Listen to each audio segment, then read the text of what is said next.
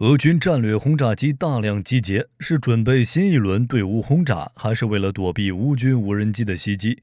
乌克兰动员法令生效，下一步将效仿瓦格纳征召大量囚犯兵弥补前线兵力。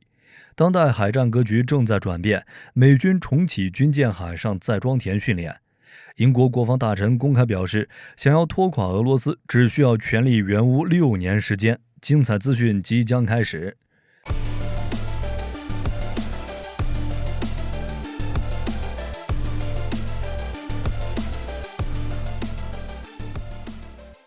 根据乌克兰媒体援引卫星图像报道，截止到5月15日，根据近期的公开卫星图像显示，俄军在北极军事基地集结了大量战略轰炸机与军用运输机。面对这种异常举动，外界担忧俄军想要做什么。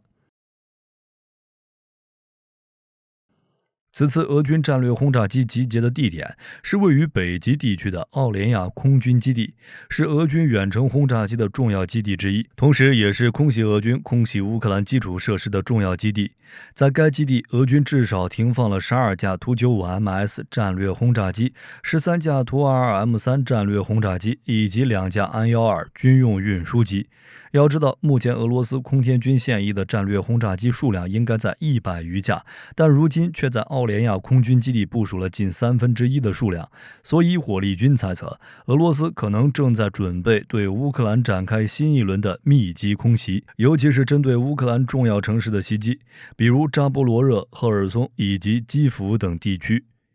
根据乌克兰提供的情报显示，俄军在出动战略轰炸机执行空袭任务时是无需进入乌克兰领空的。为了提高战略轰炸机携带的巡航导弹的威力，俄罗斯还通过减少导弹内部的燃料量来加装更大的战斗部。另外，外界猜测，将这些战略轰炸机部署在偏远的军事基地，可能不仅仅是为了空袭乌克兰，还有可能是为了保护这些战略轰炸机。毕竟这几个月以来，乌军无人机的袭击范围越来越大，而空军基地是乌军袭击的主要目标之一。接下来看一下关于乌克兰最新动员的消息。5月18日，乌克兰关于兵役动员以及兵役登记的法令正式生效。根据乌克兰媒体报道，在修整法案中规定，25岁至60岁乌克兰公民应该接受动员，并且需要随身携带军事登记文件，需要在某些情况下向军事委员会代表、警察或者边防警卫出示。此外，乌克兰外交部规定，居住在国外的18岁至60岁乌克兰男性公民必须提交军事登记文件以及其他必要文件，才可以在乌克兰外交机构获得领事事务。除了以上内容外，泽连斯基在5月17日还签署了关于动员监狱罪犯服兵役的法案。这些加入乌克兰作战部队的囚犯将实行有条件的提前假释。当然，可以加入乌克兰作战部队的只有那些因为轻罪入狱的囚犯，而犯有严重罪行的囚犯是不会被动员的。乌克兰司法部副部长索维茨卡亚表示，在经过初步调查之后，大约有5000名囚犯同意参军，以此来获得假释。预计将有2万名囚犯可被动员参军。不过，这些被动员的囚犯兵是不会加入前线作战部队的，而是被送往特殊部队服役，大多数可能会从事防御工事修建的工作。乌克兰司法部部长丹尼斯曾表示，最多可以动员10万名囚犯或有犯罪记录的乌克兰公民。而欧洲媒体认为，乌克兰在与兵力更多、规模更大的俄军作战时，长期面临着兵力不足的问题。在北约向乌克兰提供武器等援助迟迟未能送到前线的背景下，新的动员法将有效缓解乌军在战场上的短板，尤其是在最近几周，随着俄军推进速度加快，乌军战场形势严重恶化。此前，乌克兰曾向美国提议，希望在前线附近训练15万新兵。目前，美国官方尚未同意此要求，但美国参议院联席会议主席布朗表示，随着时间的推移，北约向乌克兰派遣训练人员已经难以避免。乌总统办公室顾问波多利亚克表示，预计2至3周后，俄军在前线的主导地位将结束，波多利亚克表示，在哈尔科夫方向，俄军仅仅出动了15000兵力，其目的就是利用北约援乌的空窗期，将前线延伸到目前乌军的控制范围之内，以此来迫使乌军调整前线兵力部署。另外，在5月20日，泽连斯基向北约申请，希望能获得2套爱国者防空系统。泽连斯基表示，2套爱国者系统将从根本上改变哈尔科夫的局势。而在5月21日，德国外长贝尔伯克抵达基辅，展开对乌克兰的访问。贝尔伯克表示，由于乌克兰在防空系统方面的巨大需求，德国发动了一项全球倡议，为乌军寻求防空系统。目前已经筹集到近10亿欧元，这将为乌克兰防空部队提供额外支持。那么，乌克兰新的动员法案能否扭转战场上的局势呢？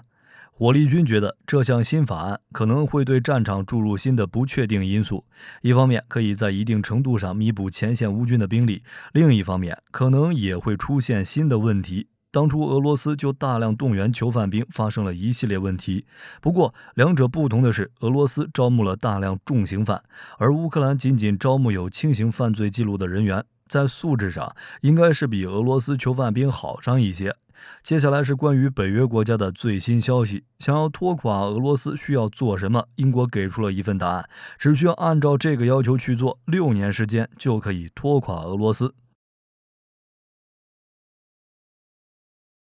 根据媒体报道，英国国防大臣沙普斯对外表示，希望乌克兰的盟友们做好准备，北约与俄罗斯的对抗将持续6年时间。这番言语是在5月20日召开的乌克兰防务问题联络小组视频会上发出的。参与会议的人员进一步讨论了支援乌克兰的计划。沙普斯表示，在更长的时间内，俄罗斯将没有足够的人力，国内将面临巨大的劳动力短缺问题。这不仅仅是因为人口老龄化，还因为有很大一部分男性劳动力是在前线作战的，所以未来俄罗斯在人力方面的困难只会不断增加。与此同时，美国国防部长奥斯汀表示，目前美国及其盟友已经为乌克兰提供了950亿美元的各类援助，当前重点应该是在防空系统的供应上。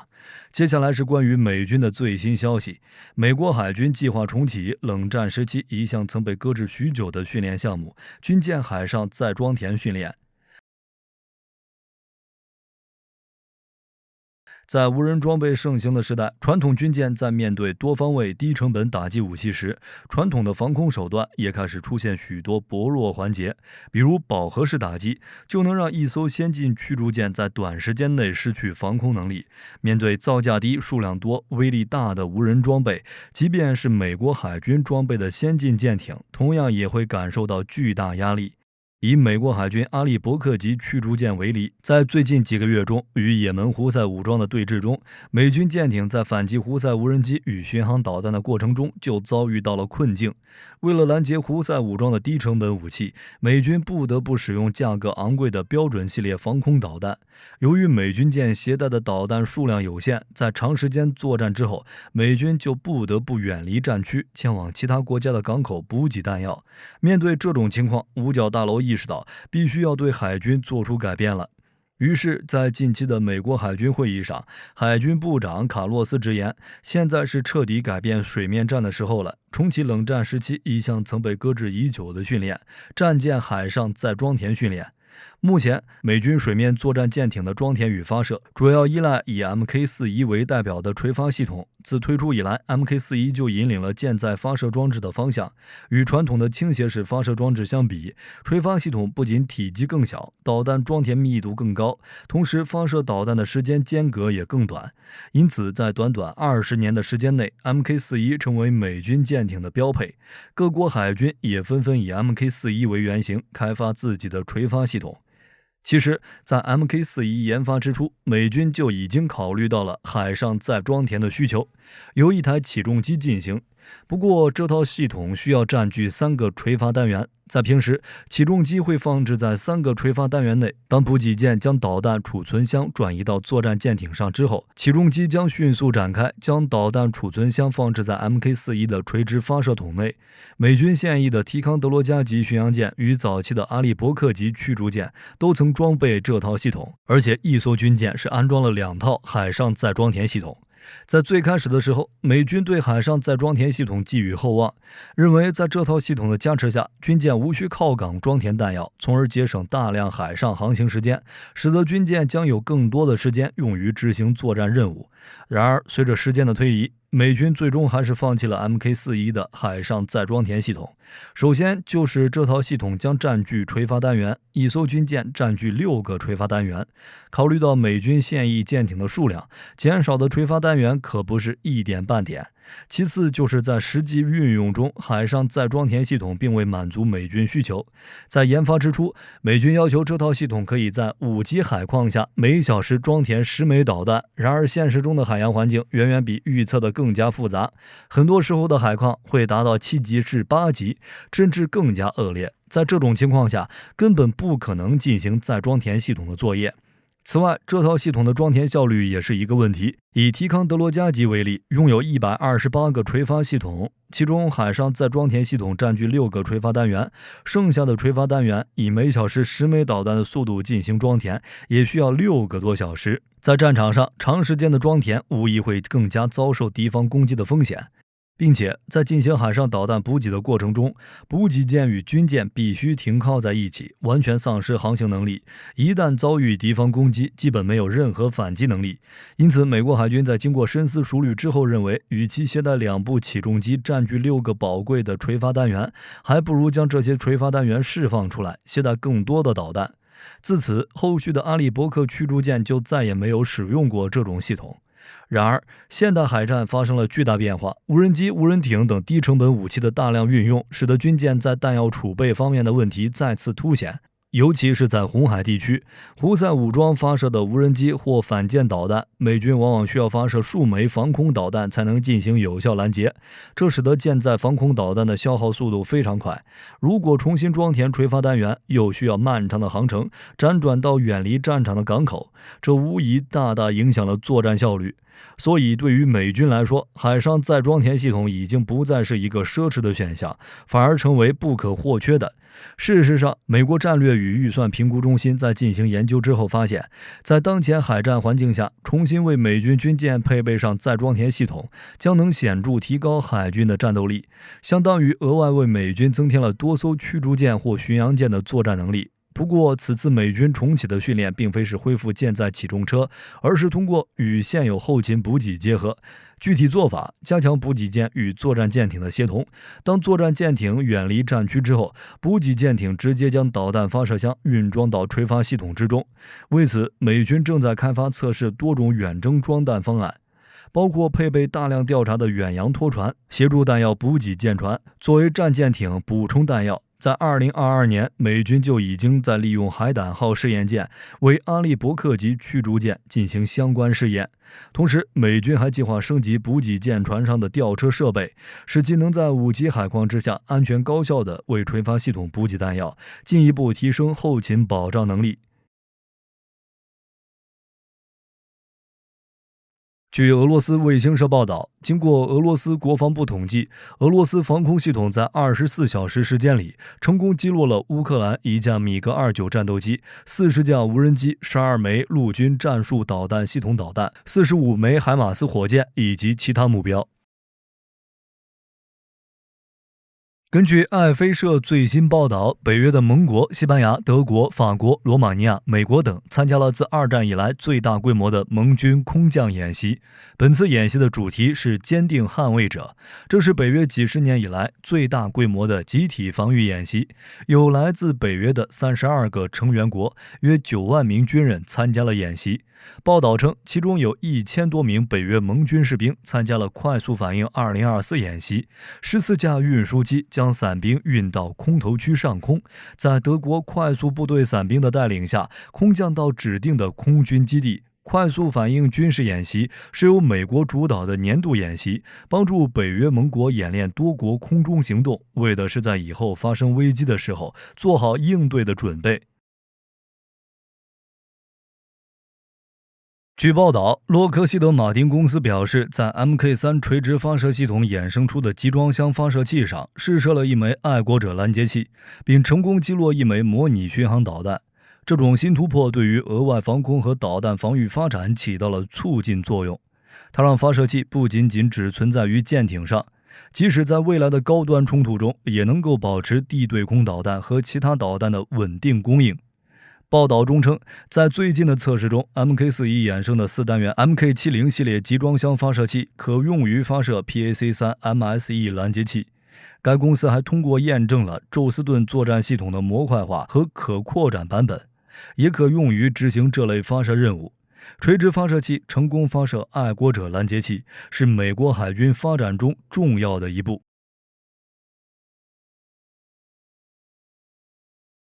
据报道，近日在乌克兰防务联络小组会议上，有报告显示，荷兰将很快向乌克兰派遣更多的 YPR-765 装甲车。荷兰外交部称，总统沃洛德米尔·泽伦斯基曾要求使用这种类型的装甲车，并表示这款装甲车对乌克兰至关重要。它们敏捷，能够做到快速移动部队，并且可以部署在探索、进攻和防御角色中。目前，荷兰政府一共向乌克兰发送了207架不同类型的 YPR， 但未来批次的 YPR 并未公布。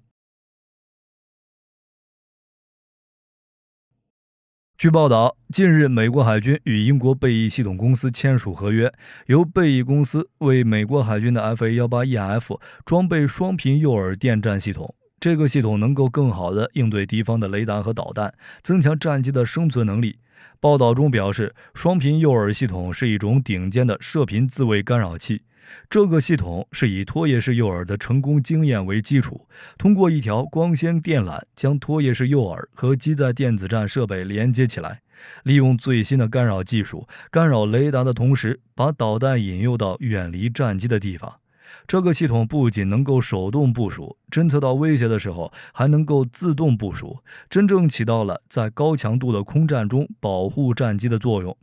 贝翼公司产品总监表示，他们将在原有的基础上继续发展双频诱饵的功能，让它的功能更加广泛，可以匹配到各种机种上。双频诱饵采用集成电路，提高性能和功能的同时，减小尺寸、重量和功耗，利用电磁频谱侦测反制先进的科技威胁。双频诱饵将率先部署在美国海军的超级大黄蜂战机上，提升战机的电子战能力，对抗敌方的雷达和导弹系统，让它成为美军重要战略目标之一。近日，据相关报道，西班牙国防部长在乌克兰国防联络小组会议上宣布了对乌克兰武装部队进行新军事援助计划，这其中包括一批豹式坦克。乌克兰国防负责人卢斯特姆·乌梅洛夫也出席了这次会议。关于俄罗斯战略轰炸机集中部署北极基地的消息，各位觉得俄军是想要发动新一轮空袭吗？另外，如果发动了空袭，俄军夏季攻势会不会就此展开？欢迎在评论区讨论一下。我是火力军，下期再见。